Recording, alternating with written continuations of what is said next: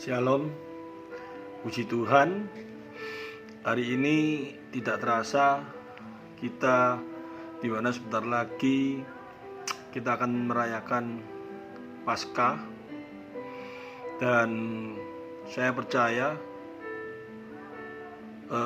kasih Tuhan yang begitu besar akan tetap menjagai setiap anak-anaknya. Seperti malam hari ini, kesempatan indah Tuhan berikan bagi kita semuanya, di mana sebentar lagi kita akan diberkati oleh firman Tuhan.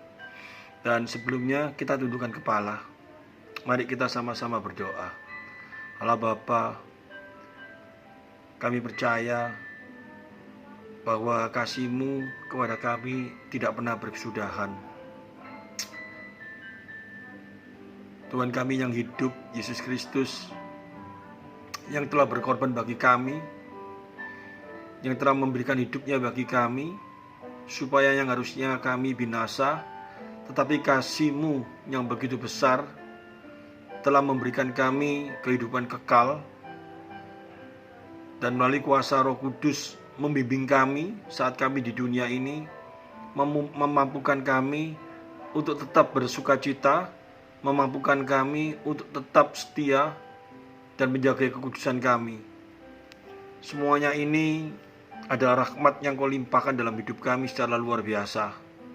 Malam hari ini pimpin kami, berikanlah kami satu kemampuan melalui hikmat akal budi yang Kau sertakan pada kami, supaya kami mampu di saat firman-Mu diberitakan, kami dengar, kami mampu menyimak, kami mampu mengerti, dan kami mampu diberi satu kemampuan untuk melakukan dalam kehidupan kami.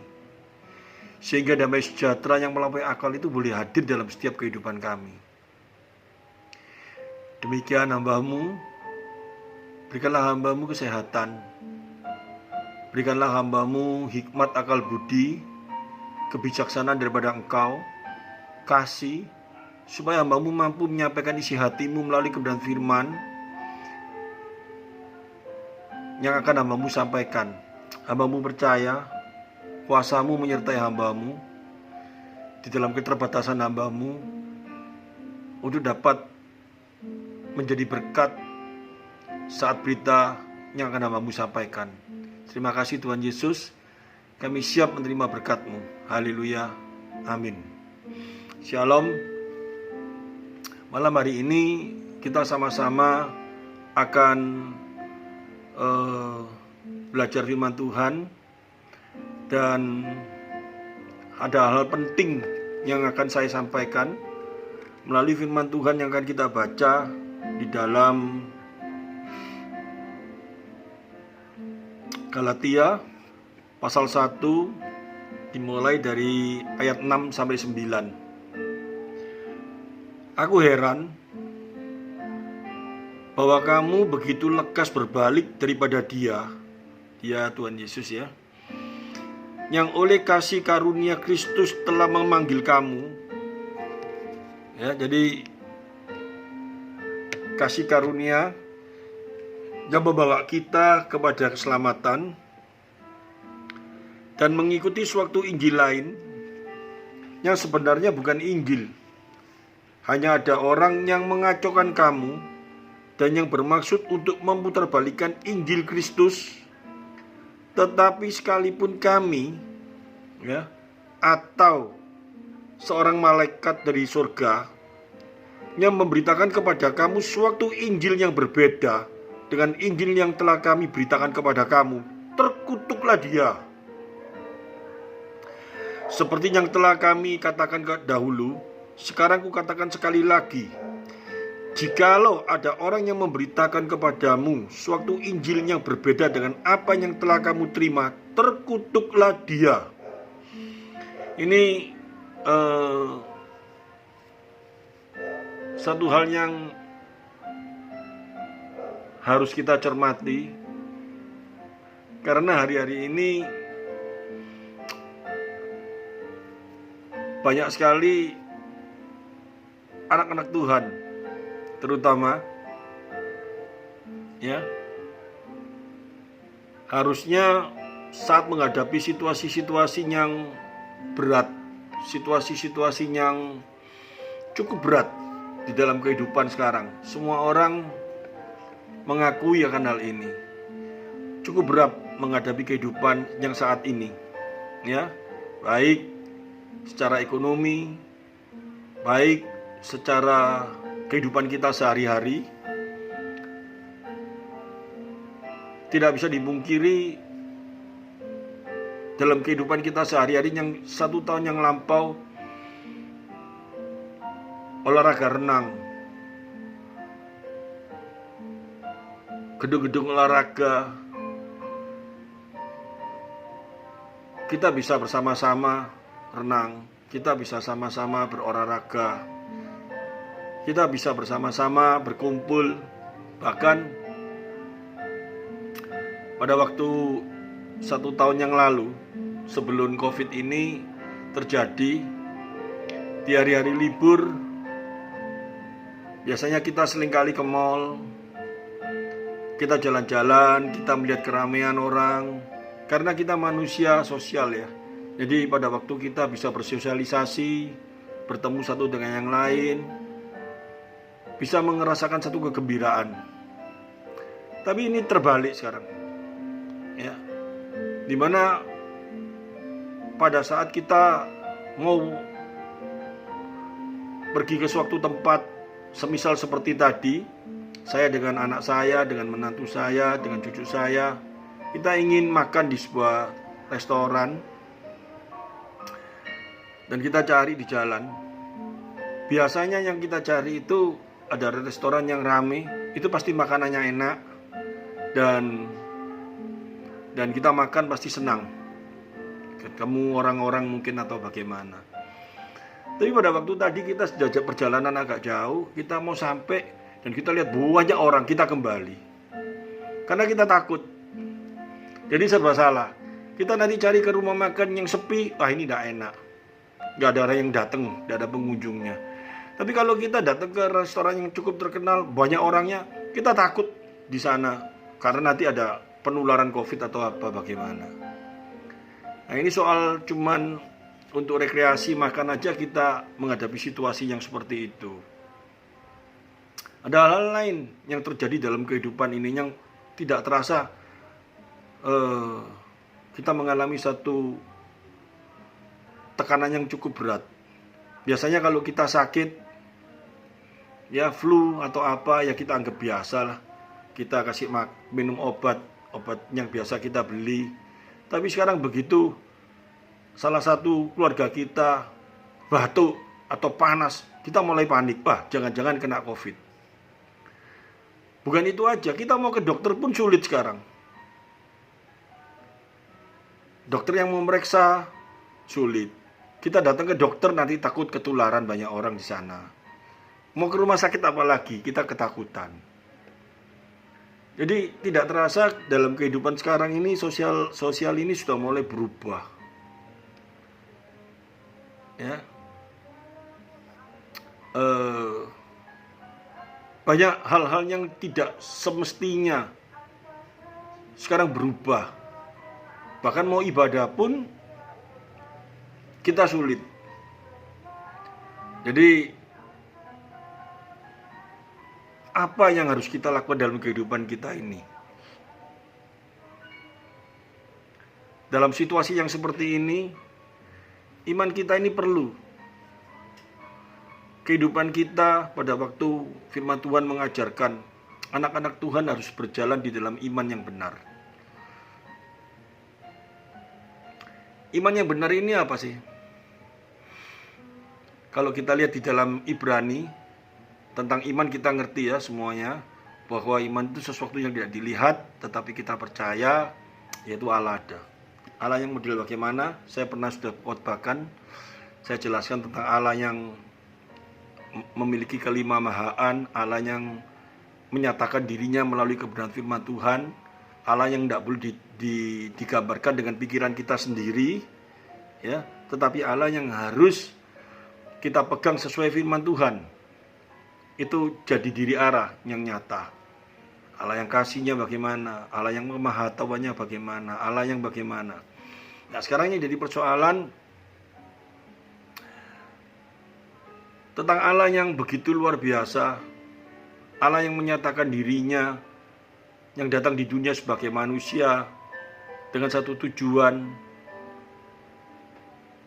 supaya manusia dapat terselamatkan melalui pengorbanannya di kayu salib. Ini adalah pokok Injil. Ya, Allah datang di dunia sebagai manusia dan mati untuk kita dan menyatakan kemenangan saat bangkit dan naik ke sorga. Ini satu pokok Injil yang harus kita terima dan kita mengerti dengan baik.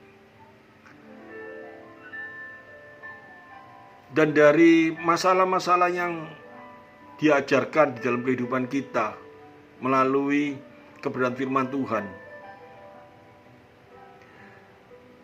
kita jangan sampai pengertian kita dikembalikan kepada hal yang lampau. Bukan berarti saya tidak mau lagi berjalan di dalam perjanjian lama. Perjanjian lama tidak boleh ditinggalkan. Perjanjian lama tidak boleh dirubah. Bahkan Tuhan Yesus mengajarkan satu iota atau satu tanda baca pun nggak boleh dirubah. Tapi kita harus mengerti, kita harus sadar antara perjanjian lama dengan perjanjian baru. Ini ada satu titik garis yang harus kita mengerti dengan baik. Kita tidak boleh terputus-putus pengertiannya. Kita nggak boleh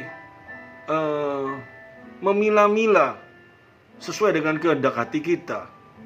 Setiap firman Tuhan yang kita baca, setiap firman Tuhan yang kita pelajari, itu tidak bisa berdiri sendiri. Tetapi harus kita komprehensifkan dengan ayat-ayat yang lain, supaya kebenaran itu benar-benar menjadi kebenaran yang utuh. Ini penting sekali dalam kehidupan anak-anak Tuhan saat ini. Karena banyak sekali orang yang mengajar, ya, orang yang memberikan satu pengertian-pengertian yang lain tentang Injil itu sendiri. Dan ini bukan saat ini, tetapi dikatakan di dalam firman Tuhan seperti di Galatia ini, yang mana sang rasul, ya, Rasul Paulus menulis surat kepada jemaat yang ada di Galatia. Dia berkata apa? Aku heran bahwa kamu begitu lekas berbalik daripada Dia, Yesus, ya, yang oleh kasih karunia Kristus telah memanggil kamu dan mengikuti suatu Injil lain yang sebenarnya bukan Injil. Yang sebenarnya bukan Injil itu apa? Injil lain itu apa? Kalau kita mau lihat di dalam konteks Galatia pasal 1 ini, kalau kita nanti baca terus sampai ke bawah, itu sebenarnya berbicara tentang Injil lain itu hukum Taurat yang di dalam kitab Perjanjian Lama yang dipotong separuh-separuh, yang tidak dikomprehensifkan dengan Perjanjian Baru, yang tidak dilihat dari konteksnya. Meskipun memang pada waktu surat Galatia ini ditulis, Alkitab belum seperti saat ini, di mana sudah ada Perjanjian Lama, Perjanjian Baru. Tetapi kita harus sadar, Yesus datang di dunia pada waktu itu. Dia mengajarkan, dia memberitahu siapa dirinya. Dia tidak menentang hukum Taurat, tetapi dia ingin memberitahu tujuan hukum Taurat itu ditulis. Dan tujuan hukum Taurat itu semuanya mengarah kepada dirinya, mengarah kepada satu pengertian bahwa manusia tidak bisa menyelamatkan dirinya sendiri, tidak bisa menebus dosanya dengan kekuatannya sendiri. Nanti mengarah kepada diri Kristus, di mana hanya Yesus satu-satunya jalan keselamatan. Hanya melalui Yesus dosa dapat dikalahkan. Itu jelas sekali. Tetapi banyak sekali sampai dengan saat ini pun banyak hal yang terjadi demikian. Kalau sampai saya suatu saat bertemu dengan seorang dan saya ngomong, orang itu mengajarkan tentang Injil yang lain kalau saya ngomong seperti gitu, di mana dia lebih fokus kepada pengertian-pengertian yang salah, misalkan tentang kamu itu saat ini mengalami malapetaka, saat ini kamu mengalami persoalan, saat ini kamu mengalami mungkin satu persoalan hidup lah. Itu mungkin kamu ada nasar, ada janji sama Allah yang tidak kamu laksanakan, sehingga hukuman Allah terjadi dalam dirimu. Ini sebetulnya kelihatannya betul, karena kalau dibaca di dalam imamat. Tetapi jikalau orang itu, ini tentang nasar ya, tentang nasar. Jika seseorang itu bernasar, berjanji kepada Allah, tetapi jika orang itu terlalu miskin untuk membayar nilai itu, maka haruslah dihadapkannya orang yang dinasarkannya itu kepada imam, dan imam harus menilainya sesuai dengan kemampuan orang yang bernasar itu. Imam harus menentukan nilainya. Jikalau ia termasuk hewan yang boleh dipersembahkan sebagai persembahan kepada Tuhan, maka apapun daripada hewan itu yang dipersembahkan orang itu kepada Tuhan haruslah kudus. Janganlah ia menggantikannya, janganlah ia menukarnya yang baik dengan yang buruk, atau yang buruk dengan yang baik. Tetapi jikalau ia menukar juga seekor hewan dengan seekor hewan yang lain, maka baik hewan itu maupun tukarannya haruslah kudus. Jikalau itu barang seekor dari antara hewan yang haram yang tidak boleh dipersembahkan sebagai persembahan kepada Tuhan, maka hewan itu harus dihadapkan kepada imam. Ini tata cara di mana tentang janji-janji seseorang jika bernasar kepada Allah atau apapun juga. Tetapi kita harus ingat, di dalam perjanjian lama pada waktu itu, hubungan manusia, semua manusia pada waktu itu belum terselesaikan antara manusia dengan Allah. Tetapi setelah Yesus datang di dunia, Yesus memberikan hidupnya bagi kita. Segala hukum bukan digagalkan, tetapi melalui kuasa darahnya, keselamatan boleh berjalan di dalam kehidupan kita. Soal janji, Yesus mengajarkan soal sumpah kepada Allah. Ini ada satu pengertian sangat luar biasa. Yesus mengajarkan, kamu telah mendengar pula yang difirmankan kepada nenek moyang kita, janganlah bersumpah palsu, melainkan berpeganglah sumpahmu di hadapan Tuhan.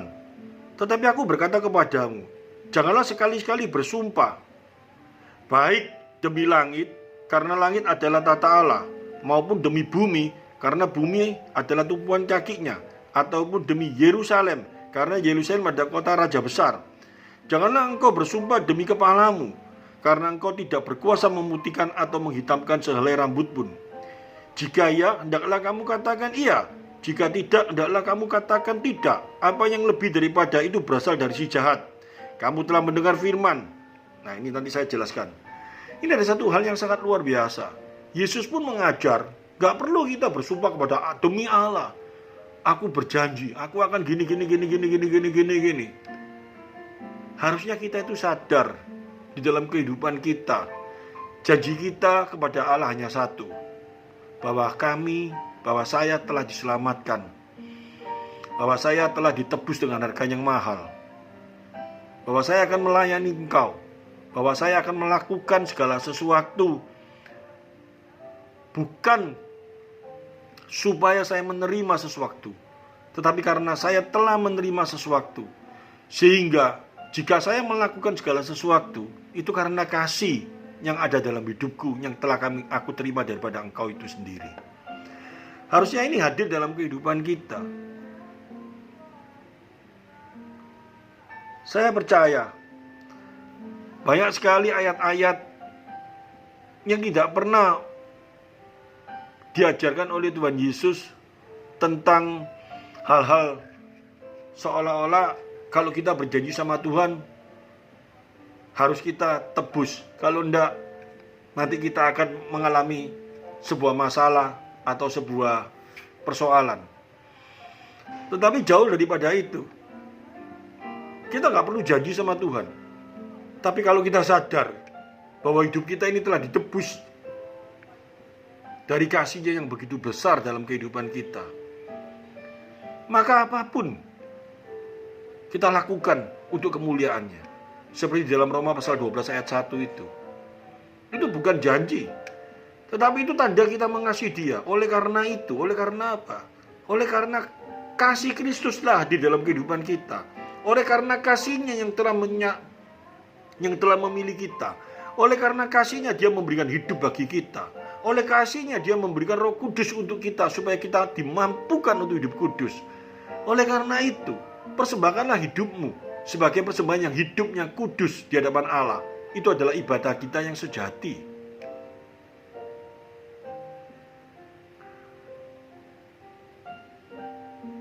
Jadi bukan cuman janji-janji. Dan ini yang paling bahaya sekali. Saat-saat yang seperti ini, Yesus telah menebus segala sesuatu di dalam kehidupan kita. Yesus telah memberikan hidupnya bagi kita. Tapi jika saat ini kita mengalami satu persoalan, satu beban, satu masalah dalam kehidupan, kita jangan mencari-cari, ini aku kurang apa ya? Aku ada janji sama Tuhan apa ya? Yang aku lupa, sehingga aku saat ini menghadapi sebuah persoalan dan masalah. Terus kita mulai ingat, oh iya, aku lupa membeli perpuluhanku kurang, sehingga masalah ini terjadi. Terus kita mulai, oh ya ini karena aku setiap minggu kan sekarang tidak ada ibadah, dan aku perpuluhannya tidak terlaksana seperti biasanya, sehingga masalah terjadi dalam kehidupanku. Dan kita mulai semangat kita memberikan perpuluhan kembali, dan kita semangat perpuluhannya kita besarkan. Dan memang mungkin masalahnya bisa berangsur-angsur habis. Tapi di dalam kehidupan rohani kita, kehidupan iman kita sudah menyimpang daripada Injil itu sendiri. Karena Injil itu bukan bermakna seperti itu. Kita memberikan perpuluhan itu bukan satu tujuan supaya kita memperoleh sesuatu dari Tuhan. Tapi kalau kita memberikan sesuatu kepada Allah, baik itu perpuluhan, baik itu persembahan kasih, baik itu persembahan apapun bentuknya, itu karena kita telah menerima kasih karunia-Nya yang begitu besar dalam hidup kita. Sehingga kita memberikan itu dasarnya karena kita mengasihi. Banyak hal di dalam kehidupan kita. Jangan kita sampai berubah pikiran kita. Jangan sampai kita dirusak tentang Injil itu sendiri. Makna Injil itu tetap harus ada dalam kehidupan ke orang percaya, di dalam kasih-Nya, sehingga memberikan satu kekuatan di dalam kehidupan iman kita. Ini penting sekali. Sehingga Rasul Paulus ini menulis kepada jemaat di Galatia. Saya ulangi ya, saya baca ya. Dia berkata apa? Injil lain yang sebenarnya bukan Injil, hanya ada orang yang mengacaukan kamu dan yang bermaksud untuk memutarbalikkan Injil Kristus. Tetapi sekalipun kami itu Rasul ya, dia sendiri, sekalipun dia atau seorang malaikat dari sorga yang memberitakan kepada kamu suatu Injil yang berbeda dengan Injil yang telah kami beritakan kepadamu, terkutuklah dia. Ini satu tekanan yang sangat luar biasa. Tapi sekarang ini banyak sekali orang-orang yang begitu takut kepada seseorang yang memberitakan Injil lain itu. Karena apa? Fenomena. Orang ini sangat luar biasa fenomenanya. Dia berkata, kamu kena persoalan ini, dan dia bisa seperti seorang ahli. Ya kalau saya ngomong ahli, tidak tahu ahli apa itu, bisa seperti itu. Dia mengatasnamakan Allah dan dia pakai ayat-ayat perjanjian lama. Rumahmu ini karena belum dibestoni, rumahmu ini karena belum belum diberikan apa tak apa kepada gereja atau apa, sehingga banyak sekali hal-hal masalah yang membuat kamu gak damai sejahtera. Ada apa. Kita harus ingat, saya mengajarkan kepada jemaat semuanya, jika engkau diberi rumah oleh Tuhan, ucapkan terima kasih. Satu keluarga bergandengan tangan, bersyukur, Tuhan terima kasih atas rumah yang kau berikan kepada kami. Karena banyak sekali orang-orang diberi rumah, ya mungkin rumahnya dia dapat dengan bersusah payah, sehingga keuangannya ngepres, mungkin masih nyicil, dan nyicilnya berat. Tapi karena ada satu tekanan yang diajarkan, kalau sudah dapat rumah harus biston, mengundang orang-orang makan apa, dan biaya lagi. Dia berpikiran berat, kalau gak dibistoni nanti rumahnya gak diberkati, apalagi belum didoai. Saya berbicara di dalam nama Kristus, di mana Injil Yesus, Injil Kristus yang telah hadir dalam kehidupan kita, di mana kita anak-anak Tuhan yang telah menerima kasih karunia dan rahmatnya yang begitu besar dalam kehidupan kita. Percayalah, jika memang kita ada satu kelebihan, kita boleh mengadakan ibadah ucapan syukur bersama-sama seluruh jemaat, menikmati kebaikan Tuhan dengan berkat-berkat yang kita terima dan kita salurkan sebagai semua orang bisa merasakan berkat. Tapi jangan sampai kita mengadakan perjamuan ucapan syukur dengan tanda kutip utang, ataupun dengan tanda uang yang ngepres sekali, dengan keadaan yang berat kita lakukan karena supaya Tuhan memberkati. Tidak ada caranya seperti itu. Percayalah kepada Tuhan yang penuh kasih, yang telah memberikan hidup bagi kita. Kita jangan terbawa oleh pengertian-pengertian yang lain. Kita jangan terbawa oleh ajaran-ajaran yang menyesatkan pikiran kita, yang telah memerdekakan kita. Apalagi kita mulai ketakutan. Oh, yang berbicara itu adalah seorang hamba Tuhan yang hebat. Dikatakan di sini, jika seorang mengajarkan Injil lain, baik itu malaikat pun terkutuklah dia. Apalagi cuma seorang hamba Tuhan yang dinilai hebat atau apa. Tetapi kalau menyimpang dari Injil, terkutuklah dia. Kalau dia sampai berani berkata, kamu punya rumah, kamu udah bestoni, nanti Tuhan tidak memberkati. Ayatnya di mana? Kalau dia cuma ngambil ayat perjanjian lama dan ditekankan di sana, itu Injil lain. Karena firman Tuhan itu tidak berhenti. Firman Tuhan itu bukan berhenti, tetapi terus berjalan terus. Dan kita harus menerima secara komprehensif. Saya berani buka ini, bukan saya menentang hamba-hamba Tuhan yang sering berbicara tentang hal-hal pemberkatan. Kalau nggak diberkati nanti tidak diberkati oleh Tuhan. Saya tidak menentang hal ini. Tetapi kita harus melihat situasi dan kondisinya. Dan jemaat tidak boleh tertekan dalam hal ini. Jemaat harus dimerdekakan di dalam Kristus. Jemaat harus memiliki satu kekuatan. Ibadah ucapan syukur boleh, sangat setuju, sangat boleh apabila dilakukan dengan keadaan yang memang bukan berlebih-lebihan, tetapi memang di dalam keadaan cukup. Kita sedang tidak hidup di dalam perjanjian lama, dan kita sedang tidak hidup di dalam hal-hal yang menekan dalam hal seperti itu. Tetapi kita hidup di dalam perjanjian baru yang terikat dalam perjanjian lama dalam satu pengertian yang benar. Kasihilah Tuhan Allahmu, kasihilah sesamamu. Itu mewakili seluruh hukum. Yesus berkata seperti itu. Yang lainnya itu cuma pengertian-pengertian yang mana telah digenapi di dalam diri Kristus. Korban telah yang sempurna hanya melalui Kristus. Kita berjanji kepada Tuhan satu hal yang janji kita, aku memberikan tubuhku sebagai persembahan yang hidup di hadapanmu. Itu adalah sesuatu yang wajib dilakukan bagi setiap kita.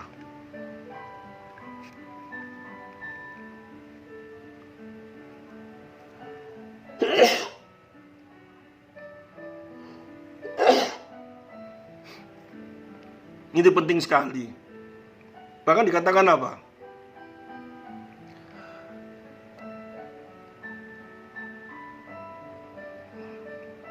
Janganlah ia menggantikan dan janganlah ia menukarkannya dengan yang baik dengan yang buruk, atau yang buruk dengan yang baik. Tetapi jika ia menukar juga seekor hewan dengan seekor hewan yang lain, ini imamat hadiah, maka baik hewan itu maupun tukarannya haruslah kudus. Jikalau itu barang seekor dari antara hewan haram yang tidak boleh dipersembahkan sebagai persembahan kepada Tuhan, maka hewan itu harus dihadapkan kepada imam. Ini pada waktu dulu. Ya, sekarang kita masa datang kepada pendeta atau kepada siapa kita membawa hewan untuk dikorbankan. Korban yang sesungguhnya kan sudah terlaksana melalui Kristus. Dan Yesus mengajarkan kok. Kamu telah mendengar pula yang difirmankan kepada nenek moyang kita. Ini hukum Taurat toh, jangan bersumpah palsu, melainkan peganglah sumpahmu di hadapan Tuhan. Yesus tidak menentang hukum Taurat, tetapi dia mengajarkan sesuatu pengertian yang sangat luar biasa. Dan itu pengertian secara komprehensif.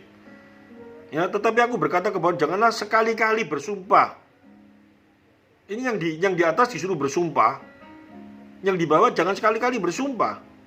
Baik demi langit, karena langit adalah tata Allah, maupun demi bumi, maupun demi apa, dikatakan seperti itu semua. Jikalau kamu katakan iya, jika tidak, hendaklah kamu katakan tidak. Apa yang lebih daripada itu berasal dari si jahat. Kamu telah mendengar firman. Ini kan berarti hukum-hukum yang lalu. Mata ganti mata, gigi ganti gigi. Tapi aku berkata kepadamu, janganlah kamu melawan orang yang berbuat jahat kepadamu. Melainkan siapapun yang menampar pipi kananmu, berilah juga kepadanya pipi kirimu. Kamu telah mendengar firman, kasihlah sesamamu manusia dan bencilah musuhmu. Tetapi aku berkata kepadamu, kasihilah musuhmu dan berdoalah bagi mereka yang menganiaya kamu. Karena demikian kamu menjadi anak-anak bagi Bapakmu yang di sorga, yang menerbitkan matahari bagi orang yang jahat dan orang yang baik, dan menurunkan hujan bagi orang yang benar dan juga tidak benar. Apabila kamu mengasihi orang yang mengasihi kamu, apakah upahmu? Bukankah pemungut cukai juga berbuat demikian? Ini satu hal yang sangat luar biasa. Ini Yesus tidak menentang ajaran-ajaran di dalam hukum Taurat, tapi dia ingin memberikan sebuah pengertian yang sangat luar biasa artinya bagi kehidupan anak-anak Tuhan saat ini. Kita belajar hukum perjanjian lama itu, ya, kita harus juga melihat di dalam Injil, di dalam perjanjian baru, kitab-kitab, surat-surat, supaya kita tidak terbawa kepada pengertian-pengertian yang salah. Hal ini penting sekali dalam kehidupan anak-anak Tuhan. Maka kita ke dalam kehidupan kita tidak ada satu tekanan, tidak ada satu beban yang begitu berat, sehingga janji Tuhan boleh kita rasakan. Yesus berkata kok kepada setiap orang-orang percaya, beban yang kuberikan, yang kupakaikan kepadamu, enak rasanya. Setiap beban tidak akan melebihi kekuatanmu. Itu benar-benar bisa kita rasakan di dalam kehidupan kita, jika kita bisa melihat hal ini dengan baik dan benar dalam kehidupan kita melalui kebenaran firman Tuhan. Ini penting sekali, ya. Karena saya khawatir hari-hari ini, ya, kita melihat perjanjian lama dan kita tidak melihat di dalam perjanjian baru. Kita melihat perjanjian baru, menekannya saja, kita tidak lihat di dalam perjanjian lama. Baca di dalam kitab Ibrani, banyak hal-hal yang diajarkan di sana. Allah yang begitu mengasihi bangsa Israel, tetapi bangsa Israel bersungguh-sungguh, bangsa Israel menentang dia. Akhirnya bangsa Israel mengalami satu keterpurukan. Sama Allah disingkirkan melalui penyingkiran bangsa Israel. Injil diberitakan kepada bangsa lain. Melalui bangsa lain menerima iman di dalam Kristus.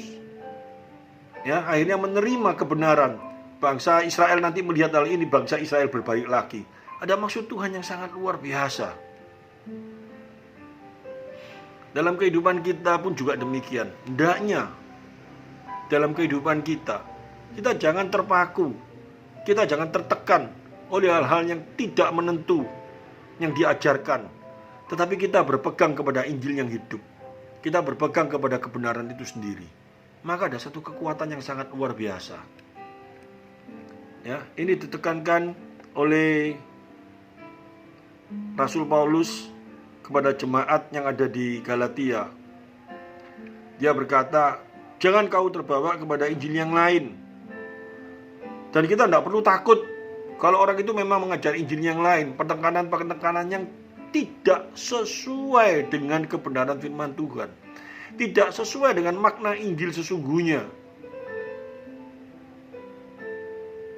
Baik itu siapapun juga, sehebat apapun hamba Tuhan itu, mempunyai karunia apapun juga, dikatakan di sini, terkutuklah dia. Gak usah kita takut. Asal kita berjalan sesuai dengan kebenaran firman Tuhan. Ini ada satu hal yang indah, ada satu hal yang sangat luar biasa. Melalui ayat ini, ya, kemenangan terjadi bagi kita, anak-anak Tuhan. Kita benar-benar dimerdekakan oleh Kristus. Dan ini harusnya terjadi dalam kehidupan kita. Jadi beban yang begitu berat dalam kehidupan ini,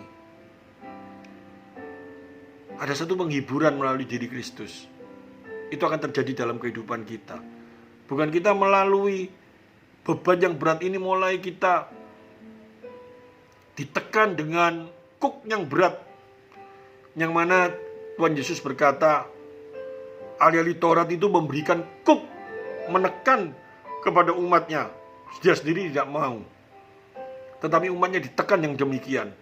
Di dalam pengertian-pengertian yang sangat luar biasa ini, Yesus ingin mengajarkan dalam kehidupan kita bahwa anak-anak Tuhan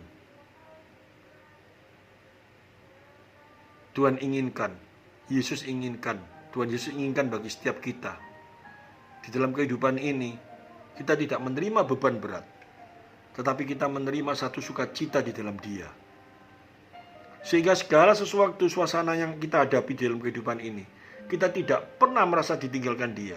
Kita tidak pernah merasa kasih karunia itu habis. Kita tidak pernah merasakan rahmat-Nya yang begitu besar dalam kehidupan kita. Terus menerus terjadi dalam kehidupan kita setiap hari. Dalam situasi apapun juga, kita bisa menerima rahmat Tuhan itu jika kita mengenal Injil dengan benar. Jika kita berjalan di dalam Injil yang benar, maka rahmat Tuhan itu akan terjadi dalam kehidupan kita setiap hari. Saya percaya melalui renungan firman Tuhan yang pendek ini, kita semua menerima berkat di dalam sukacitanya yang sangat luar biasa mengalir dalam kehidupan kita. Mari kita tundukkan kepala. Terima kasih Tuhan Yesus. Melalui Engkau kami dimerdekakan di dalam dosa.